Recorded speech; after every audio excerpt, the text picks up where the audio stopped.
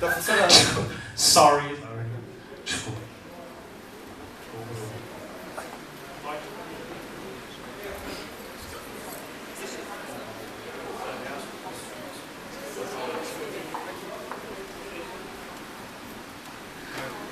Bem, boa tarde a todos.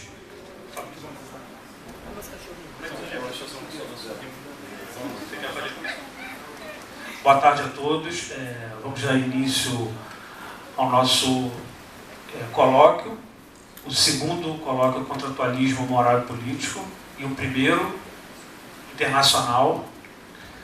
O primeiro, eu queria só falar bem rapidamente como surgiu essa proposta. Eu e o Walter éramos professores do mestrado em Filosofia da Gama Filho, e logo assim que a gente entrou, a gente combinou de fazer um colóquio, alguma coisa relacionada ao tema comum a nós, e organizamos esse colóquio logo no primeiro ano que a gente estava lá, em outubro, né? Teve a participação de alguns professores do departamento e da PUC, como o professor Itamar e também o professor Marcelo Araújo. E a proposta foi que, depois da nossa saída da universidade, o primeiro que entrasse numa universidade pública levaria essa proposta do colóquio. Então, no caso, ele foi o primeiro, trouxe a proposta. Assim que ele entrou, eu conversei, a gente começou a articular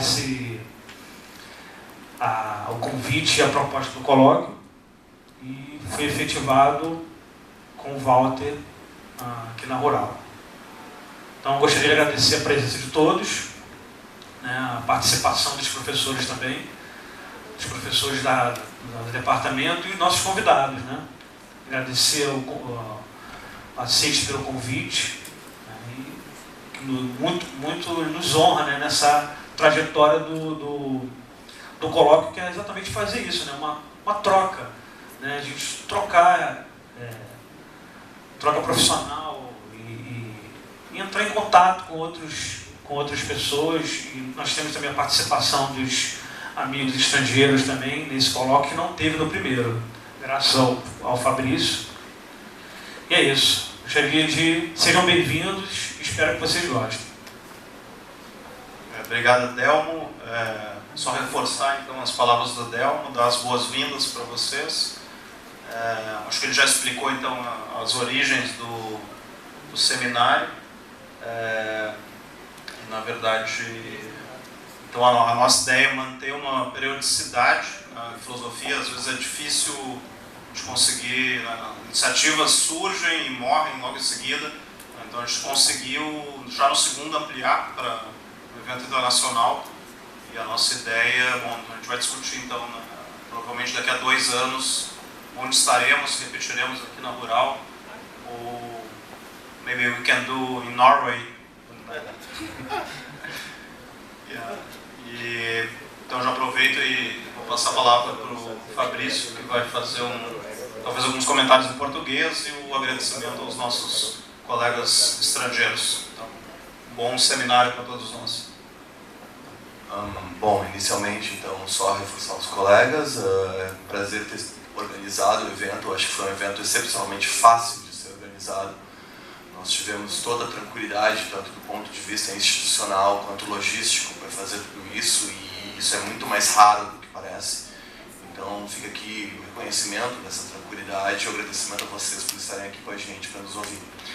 I'd like to say a few words in English, if I may. I would like to acknowledge Professor Johanna Servan, Professor Andrew Yupa, who came all the way from the north to be here with us. And we do hope that this becomes a larger venue in the next years and that we can create a bigger interest overseas. But I guess that we couldn't have better people to introduce this idea and to come first. Particularly, it's no secret how much I admire Yupa's work, and I think it's a big deal that we got him to come here. He's definitely one of the most important people working on political and moral contractualism in the States right now, and I'm really glad that he came. I'm really glad that Johannes got to come here. and that we're introducing something that I'm sure we'll be able to continue doing in the future. So, well, that's it. I'll leave you guys on the table. I'll be down there trying to help you guys understanding some of the things that we've been saying here. And muito obrigado a todos por estarem ouvindo, por estarem aqui. E, bom, é isso aí. Então, só lembrando, a gente teve uma pequena alteração na programação.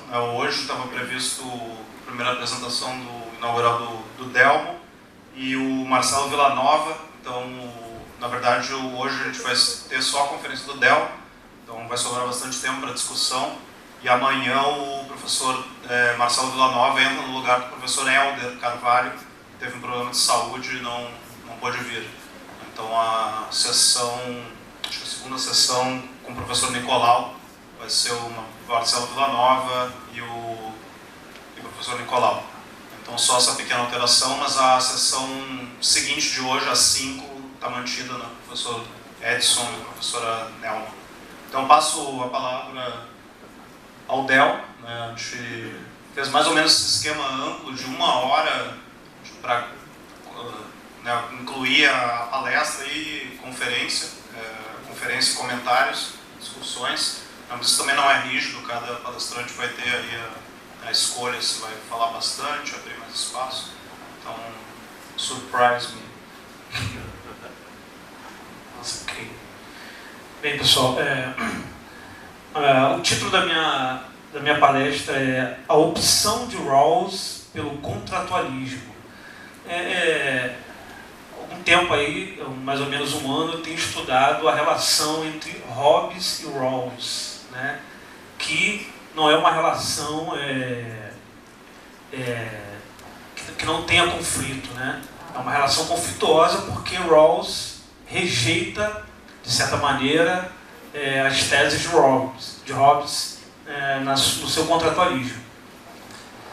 E esse texto, né, eu não toco nessa polêmica, né, mas eu gostaria de apresentar o motivo de Rawls se apoiar no contratualismo. Né. Então, um texto curto que eu tento fazer esse panorama dessa aproximação e da escolha do Rawls, na opção do Rawls de fazer da sua teoria política, né, uma ponte com o contratualismo clássico. Né. Então eu não vou entrar nessa parte do Rawls, isso deixa para uma outra oportunidade. Vamos lá. Na contemporaneidade, vários são os teóricos que retomam o argumento contratualista para explicitar ou fundamentar suas discussões políticas, morais ou até mesmo econômicas. Não obstante, embora a retomada de tal argumento proposta pelos teóricos contemporâneos exponha o seu devido lugar como estratégia argumentativa legítima para explicar determinados fenômenos sociais e políticos, constata-se irremediavelmente uma nítida distância metodológica entre os novos teóricos do contratualismo em relação aos clássicos como Locke, Hobbes e Rousseau. Esta distância pode ser medida sob diversas perspectivas. Entre elas, a mais importante é a intenção a qual objetiva cada qual a estratégia argumentativa contratualista. Reconhecidamente, o propósito fundamental dos contratualistas do século XVII e XVIII está diretamente relacionado com os fundamentos e princípios da sociedade ou da formação do Estado propriamente dito.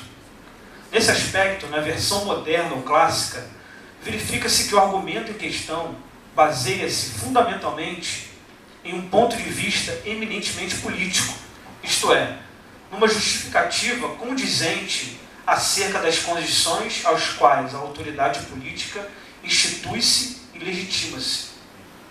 Por sua vez, em relação aos contemporâneos, constata-se que tal argumento ressurge no contexto da discussão acerca dos princípios da justiça e dos fundamentos da moralidade humana, tornando assim, evidentemente, uma ampliação argumentativa da proposta original do contratualismo clássico ou moderno, ao fornecer um novo parâmetro às discussões da filosofia política contemporânea. Levando em consideração esse fato, nada mais coerente do que assinalar a concepção de justiça empreendida por Rawls como uma teoria normativa cuja fundamentação teórica apoia-se em um procedimento vinculado essencialmente ao argumento contratualista, principalmente com ênfase nas noções de justiça e, sobretudo, desvinculada do aspecto de legitimação de uma autoridade política, tal como procede ao contratualismo clássico. Tal desvinculação explica, sobretudo, o motivo pelo qual a sua argumentação evidencia a construção de uma teoria da justiça e não simplesmente uma teoria do governo legítimo.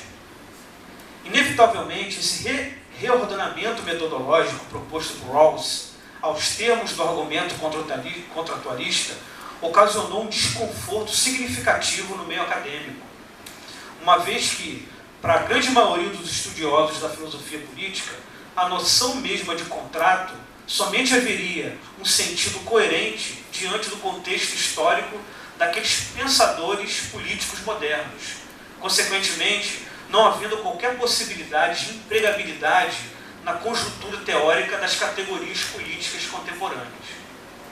Diante dessas considerações iniciais, o que propõe fundamentalmente nessa apresentação é examinar, em linhas gerais, a opção favorável de Rawls em adequar os princípios da justiça aos termos do argumento do contrato social, numa direção argumentativa diferenciada do que for proposto pela tradição política moderna ou clássica. Desse modo, uma discussão acerca dos elementos argumentativos que compõem a posição original como modelo correlato ao estado de natureza torna-se determinante a tal propósito, uma vez que tal elemento teórico pressupõe ser o fundamento normativo do contratualismo proposto por Rawls. É notória a tese de que Rawls, ao elaborar a sua concepção política de justiça, pressupõe apresentá-la como uma alternativa viável à argumentação política contrária àquelas tendências norteadoras da filosofia moral da sua época, quais sejam o utilitarismo e o intuicionismo, especialmente por demonstrarem ser insuficientes para fundamentar os princípios determinantes das instituições da democracia constitucional. Na sua obra Uma Teoria da Justiça, publicada em 1971, o filósofo enfatiza o seu comprometimento argumentativo com as cláusulas do contratualismo clássico ao propor, nas suas próprias palavras, apresentar uma concepção de justiça que generalize e erga a um nível mais alto de abstração a conhecida teoria do contrato social, conforme encontrada em Locke, Rousseau e Kant. Fim de citação. Esse propósito está diretamente relacionado com o procedimento pelo qual Rawls aplica em sua argumentação um determinado grau de abstração relacionado aos conceitos teóricos que são adotados em uma determinada teoria, bem como no que se refere às eventuais conclusões finais que são alcançadas por meio de um determinado esforço especulativo. Trata-se, portanto, de uma estratégia argumentativa que propõe garantir um determinado...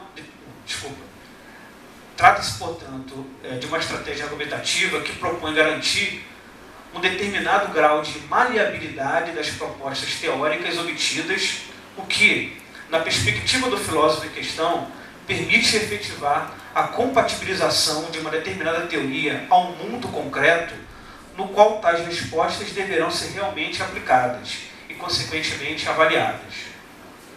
Diante dessa consideração, fica evidente que o grau adequado de abstração de uma teoria da justiça social deve, segundo Rawls, necessariamente permitir uma resposta plausível aos problemas sociais mais urgentes, mantendo-se sempre que possível uma maleabilidade argumentativa que a permita verdadeiramente adequar-se a determinados problemas sociais que surgem no transcurso do tempo e, por conseguinte, adaptando-se às suas respectivas exigências teóricas. Desse modo, com a finalidade de adequar as demandas teóricas da justiça social que seja realmente capaz de garantir esse adequado grau de abstração, mas que não procure somente uma exposição teórica de conceitos formais, absolutamente distanciados da realidade social concreta que deseja esclarecer e coordenar. Sob esse aspecto, Rawls defende claramente que tal pressuposto argumentativo encontra a sua eficácia sob a tutela de um argumento contratualista, especialmente porque uma reflexão condizente da estrutura política da sociedade como resultado final de um suposto acordo a partir de uma determinada situação inicial fornece elementos suficientes para compreender corretamente as exigências da justiça com equidade. Sendo assim, com base nesses elementos, torna-se perfeitamente possível averiguar que a opção teórica do contratualismo é justificada por Rawls, em princípio, levando em consideração a maleabilidade teórica proporcionada por essa na explicação de sua pretensa proposta de estar no fato de que o contrato social, na sua teoria, possui um pressuposto fundamental: considerar e solucionar os problemas da desigualdade existente na sociedade. Portanto, o filósofo em questão objetiva evidenciar a relação da sua argumentação e seus respectivos pressupostos com as sociedades democráticas contemporâneas, pelo qual se impõe a refletir a forma como elas atuam e, consequentemente, influenciam as perspectivas de vida dos indivíduos que cooperam com a sociedade. Nesse momento, cabe a seguinte indagação: como a argumentação de Rawls fornece elementos suficientemente condizentes para garantir que determinados termos devam regular a cooperação social, sejam realmente equitativos e não influenciados por informações contingentes? A resposta a tal indagação requer uma consideração mais aprofundada sobre o elemento teórico denominado por Rawls de posição original, à medida que a análise dele expõe com precisão o seu comprometimento argumentativo com as cláusulas do argumento contratualista. Diante de tal consideração, Rawls enfatiza que na obtenção de uma garantia plausível pelo qual os princípios de justiça devam regular a cooperação sem a influência de informações contingentes, seria absolutamente necessário o engendramento de um procedimento heurístico de representação que o mesmo denomina de status quo fictício ou, particularmente, de posição original. Considerada, portanto, como uma situação inicial ao qual pressupõe assegurar os consensos básicos nele estabelecidos sejam realmente equitativos, a posição original pressupõe como exigência argumentativa a concepção de que os princípios da justiça sejam inevitavelmente originados a partir de um acordo, principalmente no qual todos os envolvidos pertençam a uma situação puramente igualitária. Observa-se que Rawls reforça a concepção de posição original como um procedimento artificial que visa estabelecer procedimentos testes entre os indivíduos, para que possam simular as reflexões de forma deliberada sobre o que eles devam ou não realizar.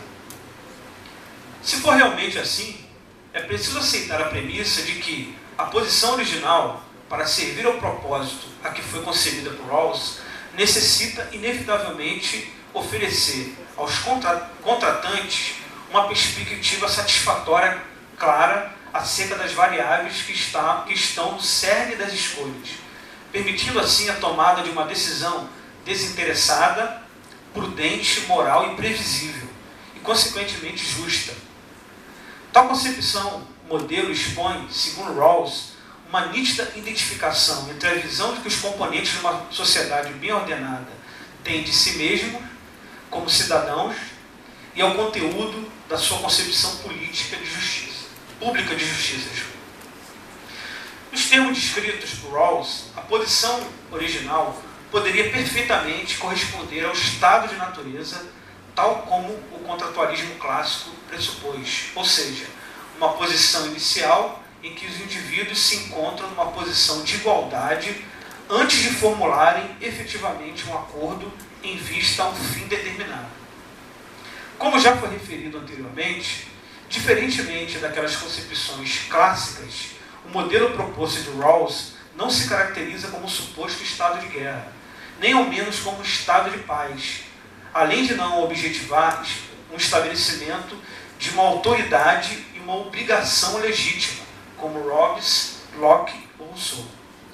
Não obstante, tal qual o modelo hobbesiano, não se trata de uma situação histórica real ou concreta, e sim de uma situação puramente hipotética, que não possui pretensão alguma de englobar todos os membros de uma sociedade em uma determinada época, uma vez que se pressupõe a definir uma forma de conduzir a uma certa concepção de justiça a ser adotada a qualquer momento, portanto, independente do tempo e do espaço.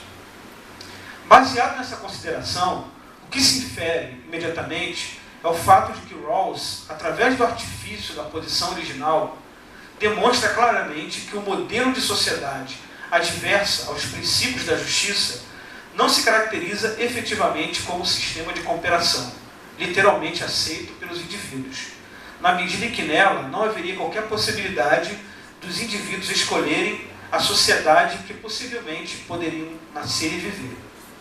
Portanto, na sua abordagem contratualista, o filósofo enfatiza nada mais do que uma sinalização no qual a obtenção de uma sociedade justa, próxima do que seja ser um sistema voluntário, seja aquela em que a ordenação fosse baseada impreterivelmente em escolhas de pessoas livres e iguais, formuladas a partir de um acordo racional previamente definido.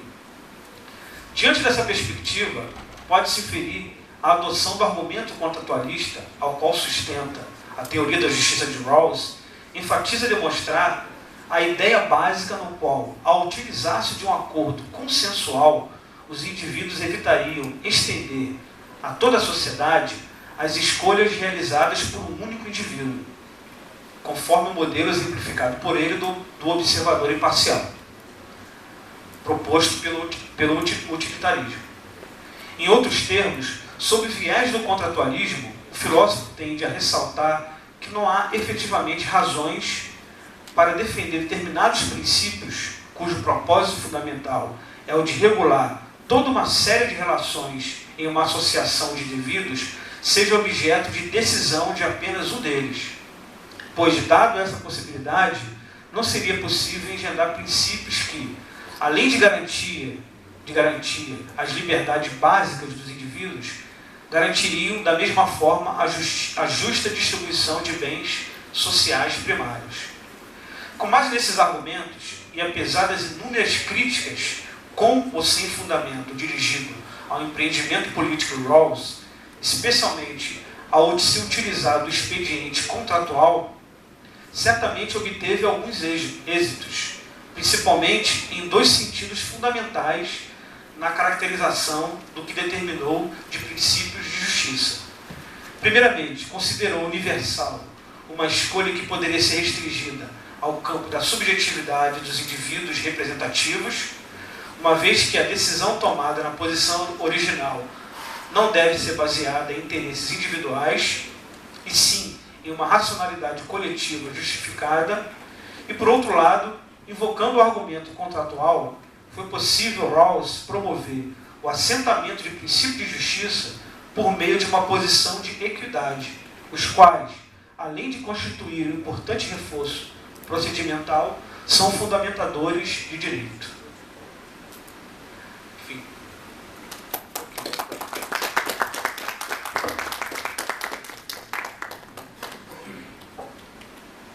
Bom, obrigado, Delmo. Eu acho que agora a gente tem um grande tempo para fazer perguntas. Eu, autoritariamente, já começaria. Depois a gente passa a lista A minha seria mais uma provocação para esquentar os comentários, você, enfim, a intenção foi fazer essa comparação entre Hobbes e Rawls, para quem não participa aí que é a maioria do grupo de pesquisa. Na verdade, essa foi uma sugestão de estudo que a gente começou esse ano, demoramos para levar isso para frente. É interessante que agora ela aconteceu de fato, porque eu vou falar sobre o mesmo tempo, né? Fazer uma leitura sobre Rawls, a interpretação que Rawls faz de Hobbes e Rousseau. Então a primeira provocação, mais do que uma pergunta propriamente, seria para você que é um estudioso de Hobbes, né? Você acha que o Rawls melhorou o Hobbes?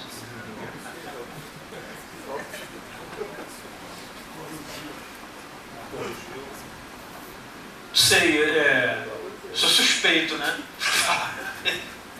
Eu acho o seguinte, eu acho que o Rawls, ele não retoma, ele não coloca o devido lugar do Rawls na sua teoria, né? De certa forma, ele até negligencia, né, o Rawls.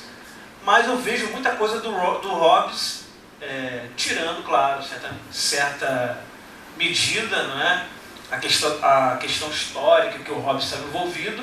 Eu vejo muita coisa do Hobbes na teoria do Rawls, mas que o próprio Rawls não faz questão de enfatizar, né? Como, por exemplo, a questão hipotética do estado de natureza, né? A questão da situação original é o estado de natureza do Rawls, né? Que é o único que é histórico, né? Ele parte do modelo histórico justamente como o Hobbes, para ser um modelo de abstração, né? Um modelo para você pensar um estado hipotético, né? Então vejo isso claramente, que o Rawls negligencia totalmente, né, o Hobbes. E as posições que ele coloca, né, de ser contrário às posições do Hobbes não me convenceram muito. Mas eu não posso falar ainda sobre isso porque eu não tenho argumentos suficientes, né, para debater com alguém à altura, né? Não, eu pedi para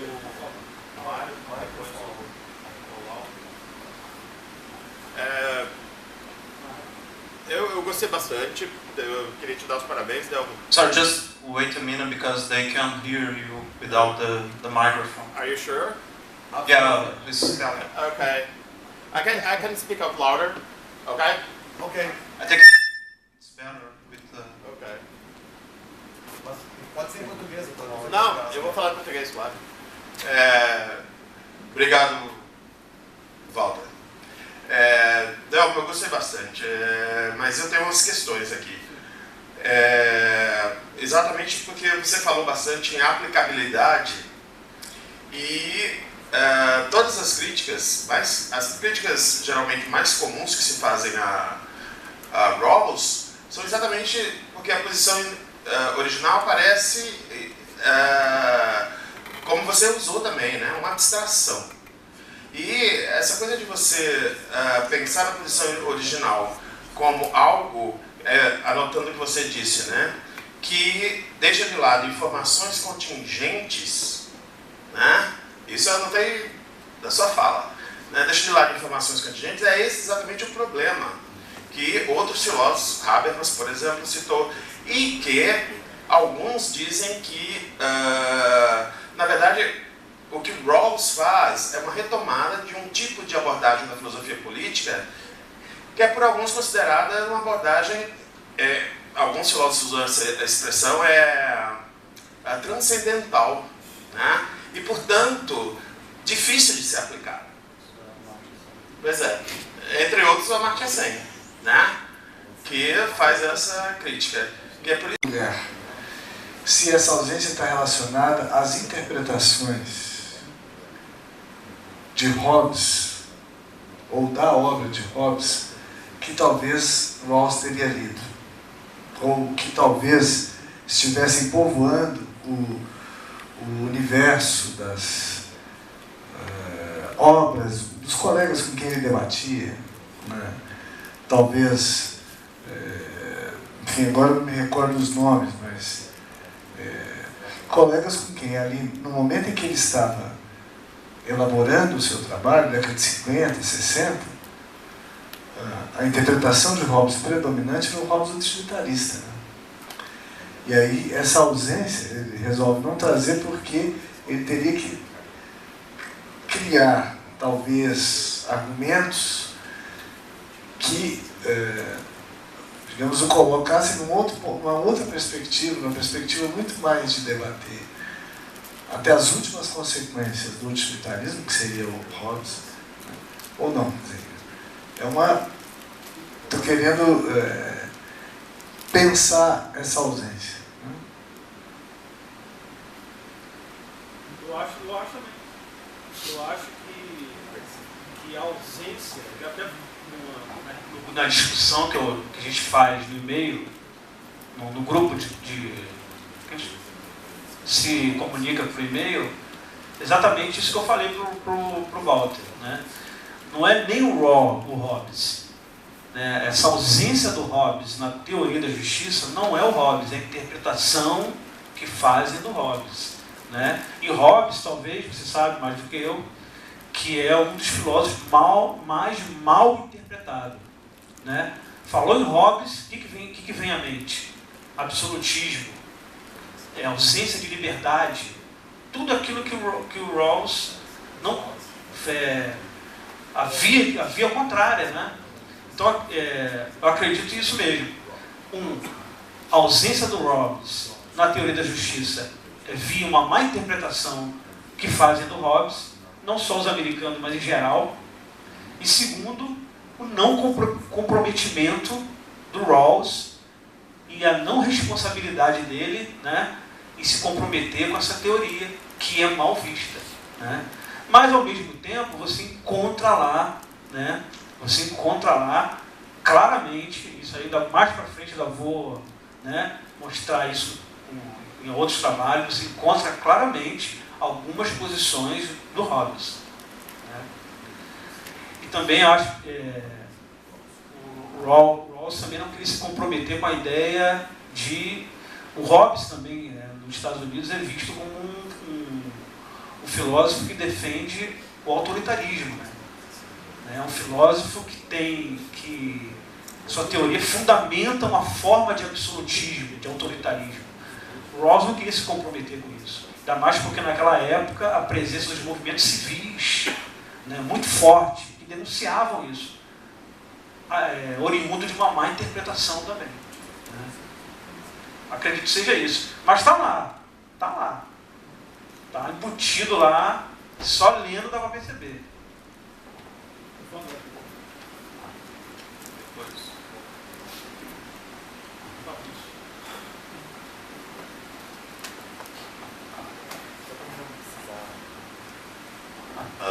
Primeiro, para me desculpar, para mim não precisar me autotraduzir, eu vou fazer primeiro em inglês, depois em português. Okay.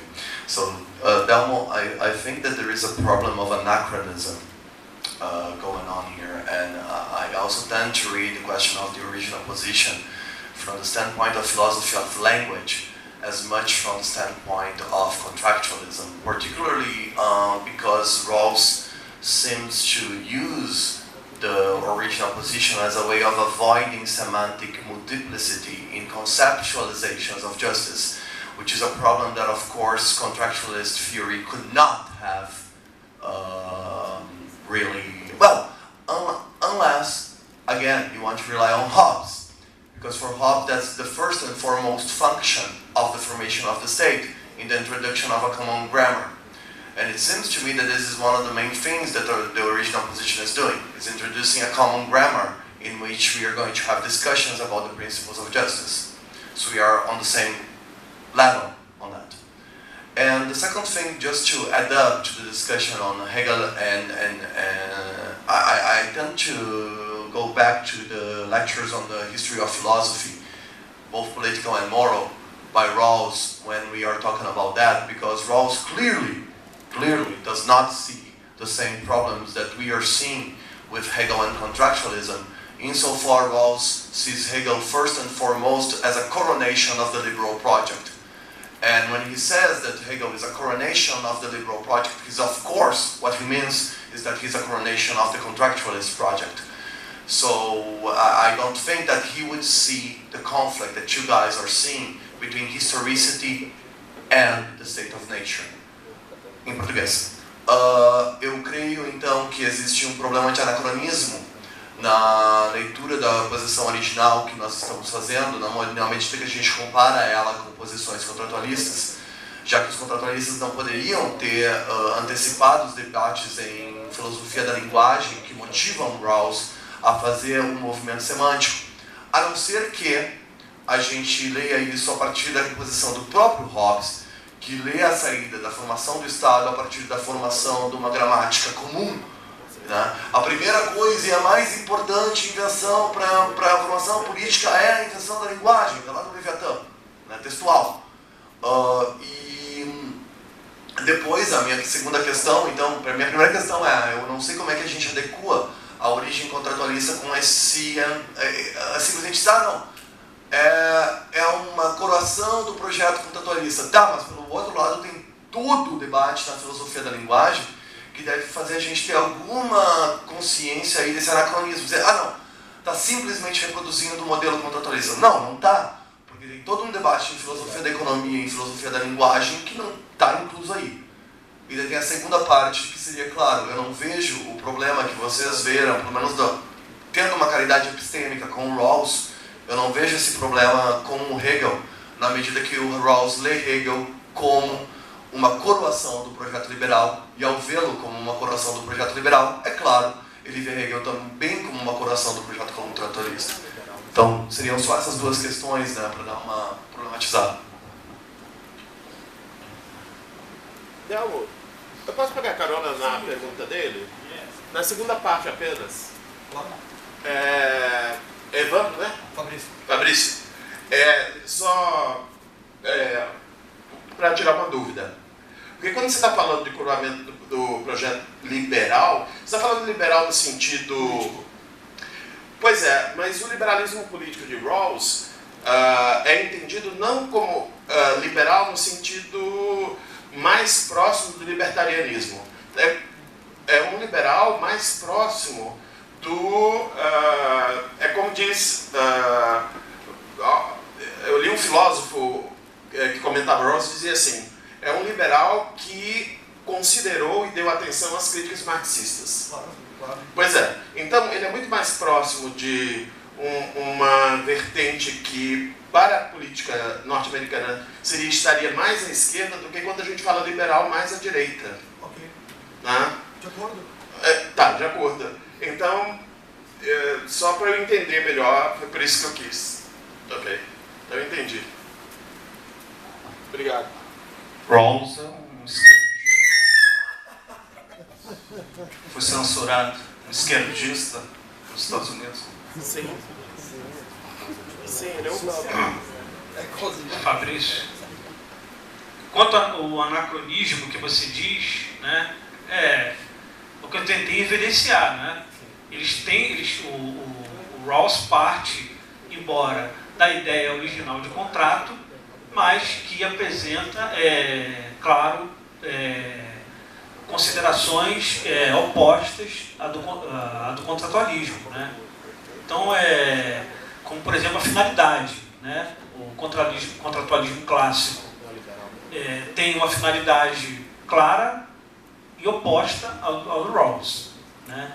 Então, a questão do anacronismo aí, eu não sei, não saberia responder se você acha que não é adequado, né? Na realidade, a minha pergunta para ti é para objetivar. Então, ainda faz sentido dizer que o Rawls está querendo reforçar o projeto contratualista clássico? Porque Não. Me pareceu que parte do teu ponto era justamente dizer, não, a gente ainda pode salvar o projeto contratualista clássico utilizando uma perspectiva rawlsiana. Sim. I wonder, né? Eu não tenho certeza disso, seria só essa questão. Não, Fabrício. Pelo contrário, eu estou definindo bem que há dois propósitos distintos, né? Embora ele tenha se apropriado do conceito, né? E ele mesmo fala isso, né? Ele fala isso claramente lá, né? mas as propostas são completamente distintas, né? E acredito que ele não reforça o contratualismo clássico. Pelo contrário, ele se apropria, sim, de um conceito, talvez seja anacrônico, como você fala, para reforçar uma posição contrária ao clássico, né? E renovando esse conceito, né? Na verdade, ele renova o conceito, a ideia de contratualismo. Isso é bem claro, ele fala isso, né? Na posição. Agora, quanto o Hegel,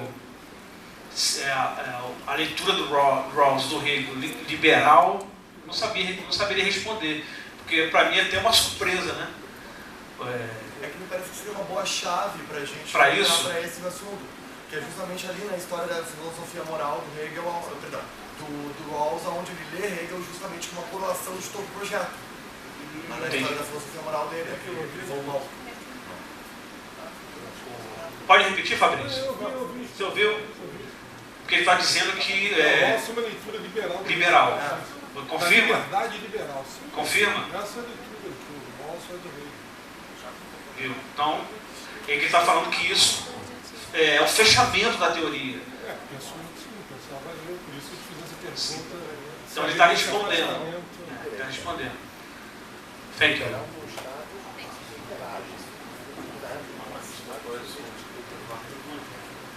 Está sendo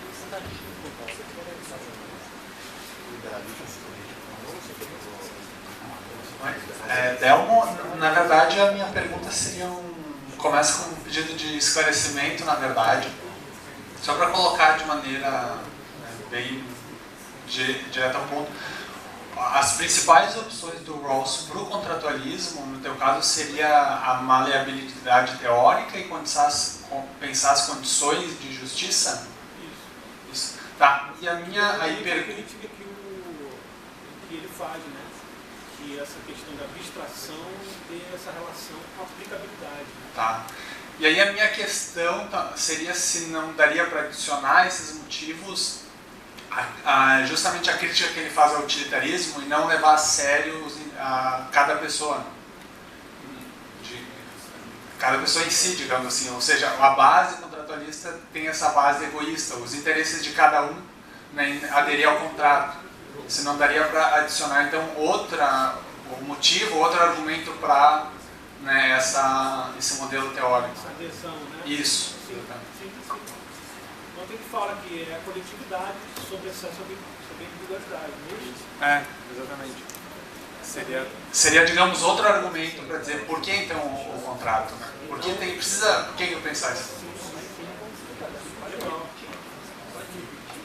Acho que a minha pergunta vai nessa linha. Então, pode também, uma das saídas para ele optar pelo contratualismo, né, é fazer uma oposição com o contratualismo em relação ao utilitarismo. Isso, essa é a questão. Né, em relação à questão da individualidade sobre a coletividade.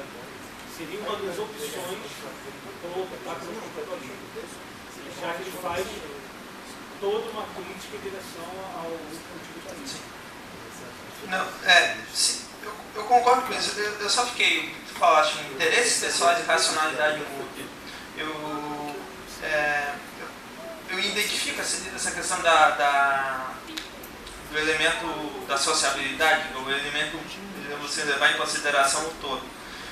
Mas na posição original específica, isso está falando do professor Douglas, como que fica essa questão? Porque o Rawls não fala em nenhum momento em razoabilidade na posição original, ele fala em interesses. O Bayern fala que existem dois Rawls, o primeiro é hobbesiano, inclusive, não é? Dizendo exatamente isso, que as partes na posição original são partes interessadas. Eu talvez não concorde, não sei se eu entendi bem o argumento do Marcos, em relação a essa questão do egoísmo, não é? Que você pode identificar uma distinção entre interesse e egoísmo, não é? O egoísmo moral e o próprio interesse enquanto interesse que a teoria econômica utiliza.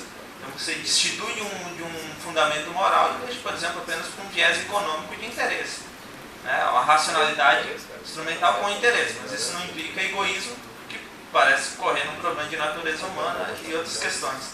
Então a minha pergunta é exatamente como faz essa distinção, se tu entende ou concorda comigo com essa distinção entre interesses das partes, não é? E essa ideia de racionalidade mútua. A concepção de racionalidade mútua me parece ser a própria concepção normativa de pessoa que o Rawls tem. Porque a concepção normativa de pessoa das partes, não é? Implica numa concepção de um ser, digamos assim, ou de uma parte com interesse, mas ele me parece que apesar de ter o véu da ignorância, que você não sabe a sua posição na sociedade real, etc., essa abstração, não é? Ele mantém a necessidade do interesse, que é quase você dizendo por que eu deveria entrar no contrato, se não por interesse, não é? Então, essa, na verdade, é a minha questão dessa distinção, se tu concordas comigo ou não em relação a isso. Eu não sou especialista em Rawls. Eu sou especialista em Rawls, mas concordo com você. Se está aqui assim, se eu deixei entender isso, vou modificar. Porque, claro, como no estado de natureza, né? Os indivíduos lá escolhem pactuarem porque tem um interesse, que é exatamente sair do estado de natureza, da situação de selvageria que encontra aquele estado. Então há um interesse implícito, que é onde os comentadores colocam a questão do egoísmo, né? A leitura que fazem do Rawls da saída dos indivíduos do estado de natureza fazem uma leitura que essa saída é uma saída egoísta, né? Mas que na verdade é uma saída que envolve escolhas, né, coletivas. Sim, não é um egoísmo radical, né? Não. Eu acho que é só Isso até problema com a categoria egoísta.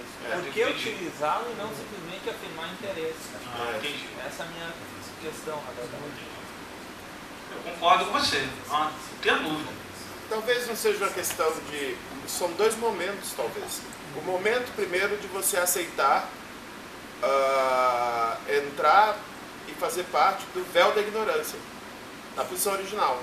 Aí, a partir desse momento, né, aí sim, você não fala mais nessa categoria, porque você está completamente, né, como você diz, né, sem essas circunstâncias que diferenciam cada um de nós e que provocam demandas diferenciadas. Seriam dois momentos, né? Um momento que você aceita participar da posição original, que seria o contrato, e depois, quando você vai estabelecer daí em diante, você está numa categoria que não tem interesse, porque você está ignorante. Já diz, né, o conceito dele. Que há necessidade na teoria deles é desinteresse. O desinteresse? Desinteresse não, da ausência de... Não, mas veja, o interesse continua. Você não sabe a sua posição na sociedade. Isso. Microphone. Sim, desculpa. Sorry. Eu não sei se Gente, sem o microfone a gente não precisa nem filmar, né? Não vai dar pra ouvir nada no vídeo.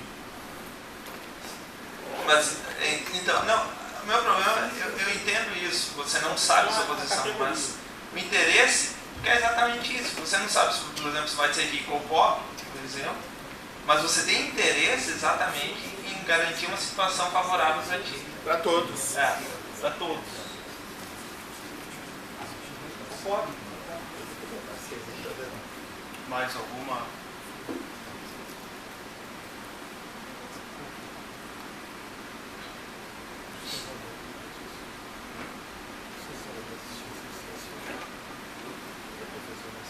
Protestos, críticos.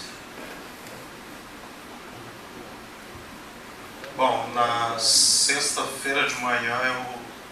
Só para... Isso. Na verdade eu vou fazer essa análise do Rawls, Hobbes e Rousseau, lendo especificamente as lectures on the history of political philosophy. Então, talvez algumas pistas para clarificar de que forma Rawls retoma especificamente o Hobbes, né, o que interessa nisso, né, o que não interessa, o que ele deixa de fora. Mas isso na quinta de manhã. Então, agradeço a participação de todos. A gente retoma, como só tivemos uma palestra e discussão, né, nós temos um certo tempo aí, a gente retoma às 5 da tarde com a professora Nelma e o professor Edson.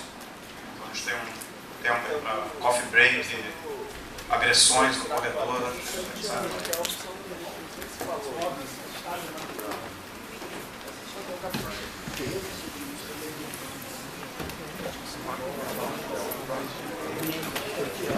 Sei, ela tem